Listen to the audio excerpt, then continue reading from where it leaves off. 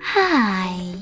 In front of me is ZTE Blade A53 Pro, and today I would like to show you how you can change theme of this ZTE.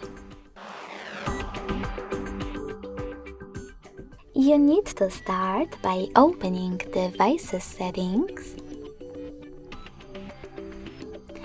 and then clicking on Personalization Settings. Following that, select Themes at the top and click on the best one for you. I will go with Classic. Lastly, hit Apply at the bottom and wait. So when I do that, as you can see, theme of my device has changed.